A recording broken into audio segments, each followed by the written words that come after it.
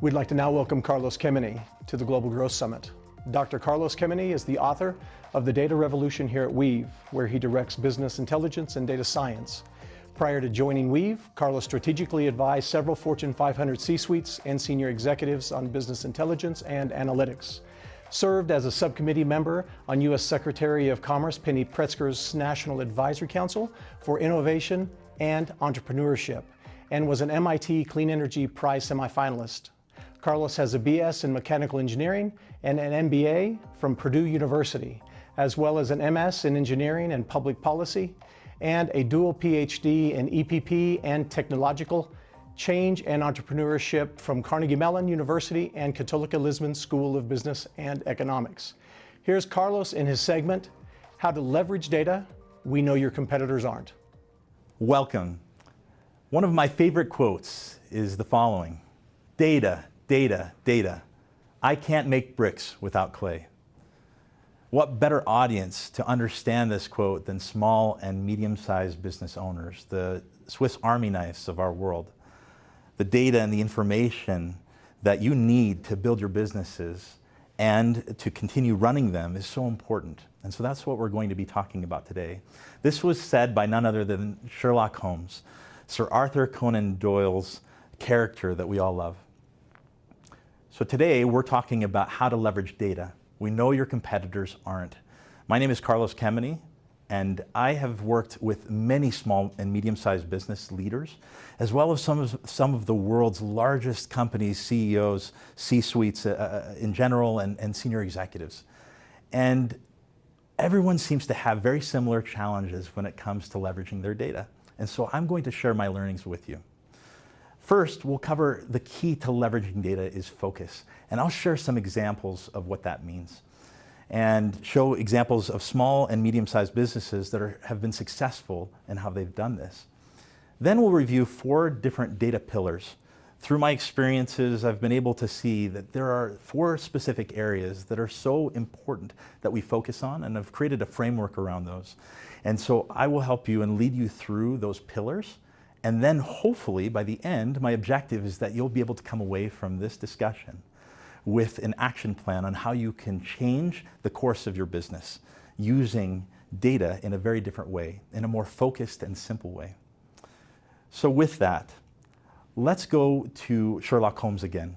You don't need to be Sherlock Holmes to leverage data effectively, but you do need to focus.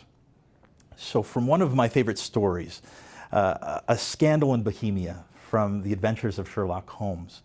Dr. John Watson finds himself at 221B Baker Street in London, knocks on the door, and of course Sherlock Holmes comes downstairs and starts deducing a bunch of things about Dr. Watson and what he has recently done. To which Dr. Watson exclaims, "How do you know?"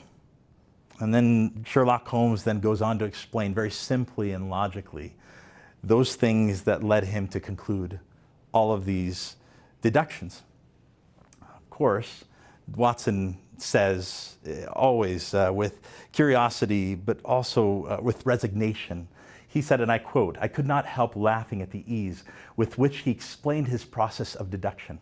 When I hear you go give your reasons, I remark, the thing always appears to me to be so ridiculously simple that I could easily do it myself, though at each successive instance of your reasoning, I am baffled until you explain your process, and yet I believe that my eyes are as good as yours.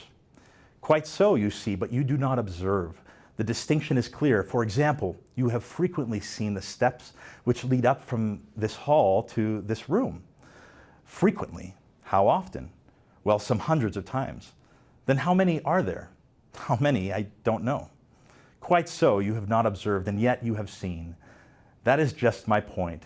Now, I know that there are 17 steps because I have both seen and observed.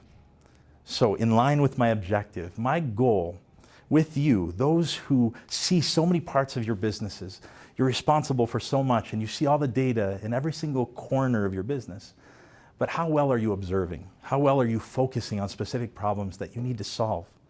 So that is the context by which we will be discussing leveraging your data.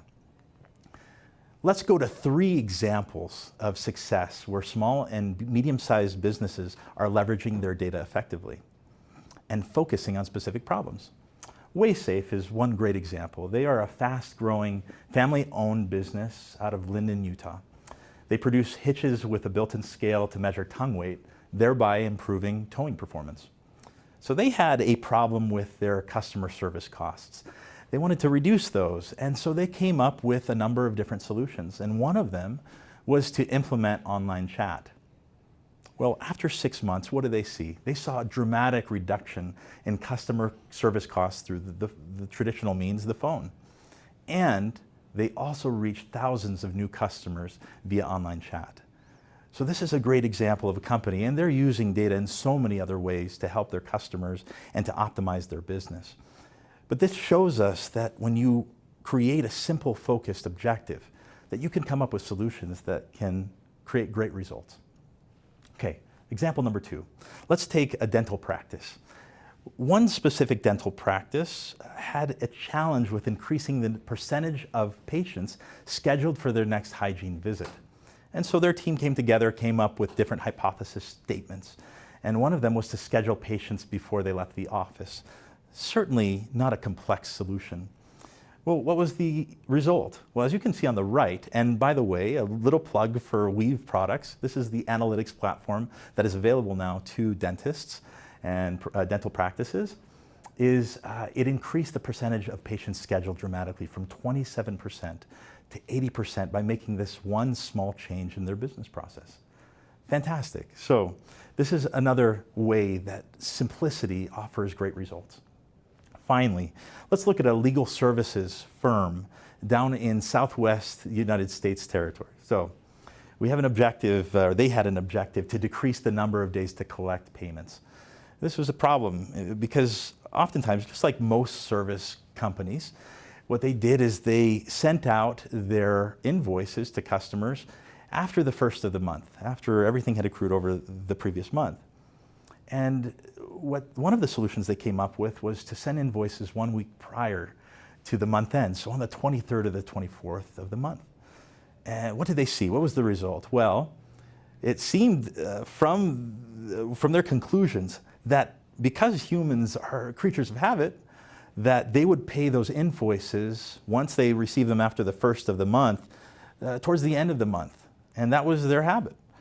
Well, when they provided the solution of sending invoices 1 week prior, what happened is that they saw that the recipients of those invoices ended up paying those within that same month by the 31st. A dramatic reduction in the number of days to collect payments was seen, and they increased collections effectiveness as well. So I hope that I've shown a few ways that small and medium-sized businesses can be effective as they focus. So let's move on to now our 4 pillars, the framework. Pillar number 1 is quality. What this means is that we ensure that the data that we're using is correct. Let's use a couple examples that hopefully resonate with you about why data quality is so important. Example number 1, let's say a business owner that thinks that they will be taxed a certain way is unaware of different types of tax rules that have changed. So they make decisions and they spend in certain areas of their business. And then when tax day comes, they're surprised and can potentially have catastrophic results. This situation happened because the information wasn't clean and it wasn't good. And so this shows that we need to have good quality of data before we make decisions. Let's use another example, one that we may all be familiar with. It's with dealing with the people in our companies. How challenging is it when we don't have full information about situations that might be somewhat challenging to deal with, and yet we make decisions? This can have wide-sweeping positive or negative effects, but mostly negative in my experience. And so again, quality becomes so important. Now, do we have to have 100% quality, confidence in the quality of our data for every decision we make? Absolutely not. Of course, a big pharma company will need to make decisions that are founded in very good quality data. But for a business, a small and medium-sized business, a lot of the decisions that we make, we have good data for. We have point-of-sale systems. We might have patient management systems that give us very reasonable quality data already. And so while we may feel like we can't make decisions in certain areas based on the poor quality of our data, we come up with roadmaps to resolve that. But for the most part, as we have good enough quality, then we can make decisions that can drastically improve our business. Moving on to pillar number 2, simplicity. This means to tackle one objective at a time in the simplest way possible. I love this because in all of my experience, this is one of the top things that leaders struggle with. They want to see lots of metrics and they put it all in the same place.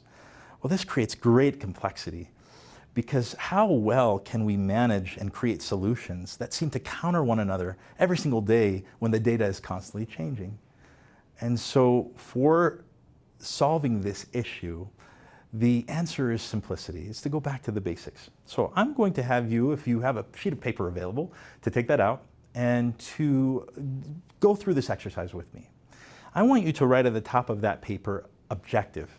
And I want you to identify one or two important problems that your business faces right now. And I want you to just write one of those. But I want that to be a very simple statement. It could be to increase the number of customers. And you know as a business, for example, in this instance, that costs are under control. And so we want to increase the number of our patients or our customers. And so let's go ahead and do that. We're going to write it on a piece of paper to increase the number of new customers. And we're going to maybe put a target. Perhaps by 20% is our goal. And so we do that. And this is an important point to point out here, that a goal is a wonderful way to map out where you're going. And oftentimes when we go through setting up dashboards and leveraging data, we forget this one point. And so I would encourage you to identify a very reasonable goal and a target number to include in your objective statement. Okay, now that we have simplicity covered, let's go to pillar number 3, which is action. Solutions must be actionable. Data does us no good unless we have action that's associated with coming up with decisions that can drive better performance. The solutions need to be actionable. And this is made manifest in hypothesis statements or solution statements. So let's go back to that sheet of paper. So we have the objective now clearly written to increase the number of customers by 20%. And now let's come up with solutions that could affect and relate to that objective. Of course, an endorsement deal with LeBron James would be a great way to increase the number of customers. We can increase SEO spend, and we do that right now in this business, but maybe we can do more of it to increase the number of new customers. And then, of course, we send also mailers, and that has seemed to work for us. So let's perhaps hypothesize that if we increase the number of new mailers, that this will affect the number of new customers each month that come. Okay, now that you've written those solutions down and refined those solutions, we want you to order them and prioritize them and start crossing out the ones that probably don't make any sense based on other factors that you know. Delete them from this list. So, of course, an endorsement deal with LeBron would be great, but given that our business is in Cleveland, that ship has sailed. So let's move increasing the number of mailers maybe to number 1. We've had, again, good success with that. So let's put that as our top priority, and increasing SEO spend as number 2. So that brings us to pillar number 4, proof. Data must be observed to know if the solutions that you have are working or not. So let's use an example for this. Suppose your business serves area code 78701. Shout out to everyone in Austin, Texas. And you currently send mailers to everyone in the area on a monthly basis. After obtaining historical data from your source system, you graph new customers by month. And in this example, we have an average of 40 new customers from August to October. Now, to increase new customers, one of your solutions is to send mailers at 2 times the frequency. So how might you test this? One way would be to pick a few select neighborhoods in the 78701 area code that you feel might respond more positively to the increased frequency of mailers. After doing this, you see a significant uptick in the rate of new customers in those neighborhoods compared to your baseline, the status quo.